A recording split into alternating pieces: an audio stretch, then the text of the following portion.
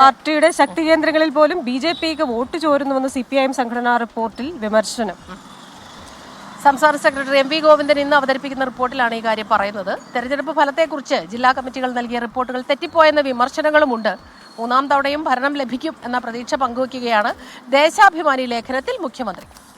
R അരുൺരാജാണ് കൊല്ലത്ത് നിന്ന് വിവരങ്ങളുമായി നമുക്കൊപ്പം ചേരുന്നത്. Arunraj, good morning.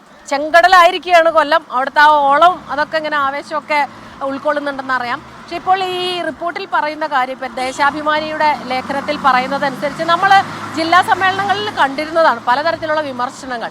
ചില വിമർശനങ്ങൾ അല്ലെങ്കിൽ റിപ്പോർട്ടുകളെല്ലാം തെറ്റിപ്പോയി എന്ന് പറയുന്നു. ഒപ്പം തന്നെ പാർട്ടിയുടെ ശക്തി കേന്ദ്രങ്ങളിൽ വോട്ട് ചോർച്ച ഉണ്ടായി എന്ന് പറയുന്നുണ്ടല്ലേ?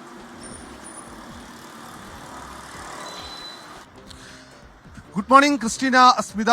എന്തായാലും സിപിഎമ്മിന്റെ പ്രതിനിധി സമ്മേളനം അല്പസമയത്തിനകം തന്നെ കൊല്ലത്ത് ആരംഭിക്കും. ചെങ്കടലായി മാറിയിരിക്കുകയാണ് കൊല്ലം. ഇന്നലെ അക്ഷരാർത്ഥത്തിൽ കൊല്ലം ടൗണിനെ വിറപ്പിച്ചുകൊണ്ട് അല്ലെങ്കിൽ കൊല്ലം ടൗണിനെ ചെങ്കടലാക്കിക്കൊണ്ടാണ് സിപിഎമ്മിന്റെ ജാഥകളടക്കം ഇവിടേക്ക് എത്തിച്ചേർന്നത്. ഈ പ്രതിനിധി സമ്മേളനത്തിൽ ഏറ്റവും പ്രധാനപ്പെട്ടത് സിപിഎമ്മിന്റെ സംഘടനാ റിപ്പോർട്ടാണ്. ഇന്ന് പാർട്ടി സെക്രട്ടറി അവതരിപ്പിക്കുന്ന സംഘടനാ റിപ്പോർട്ടിലെ ആദ്യ ഭാഗത്തിൽ ഏറ്റവും പ്രധാനപ്പെട്ട വിമർശനമായി ചൂണ്ടിക്കാട്ടുന്നത് ഈ പാർട്ടിയുടെ ശക്തി കേന്ദ്രങ്ങളിൽ പോലും ബിജെപിക്ക് വോട്ട് ലഭിച്ചു എന്നുള്ളതാണ്.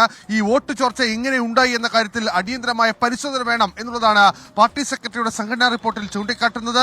പാർട്ടിയുടെ ജില്ലാ കമ്മിറ്റികൾ നൽകിയ റിപ്പോർട്ടിൽ ഇതുമായി ബന്ധപ്പെട്ട കാര്യങ്ങൾ തെറ്റിപ്പോയി എന്നുള്ള വിമർശനം കൂടി ഈ സംഘടനാ റിപ്പോർട്ടിന്റെ ഭാഗമായി എത്തുകയും ചെയ്യുന്നുണ്ട്. അത് വളരെ വിശദമായി തന്നെ പാർട്ടി ആലോചിക്കും. കാരണം പാർട്ടിയുടെ ശക്തി കേന്ദ്രങ്ങളിൽ എങ്ങനെയാണ് ബിജെപിക്ക് വോട്ട് ചോർന്നത് എന്നുള്ള കാര്യത്തിൽ വിശദമായ ചർച്ച ഇന്നത്തെ പ്രതിനിധി സമ്മേളനത്തിൽ ഉണ്ടാകുമെന്ന കാര്യത്തിൽ തർക്കമില്ല.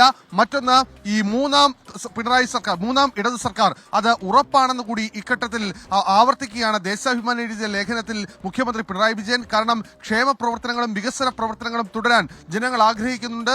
ആ ആഗ്രഹത്തിനൊപ്പം ഇനിയും ജനം വിധി എഴുതും എന്നുള്ളതാണ് മുഖ്യമന്ത്രി പിണറായി വിജയൻ ദേശാഭിമാനി ലേഖനത്തിൽ ചൂണ്ടിക്കാട്ടുന്നത്.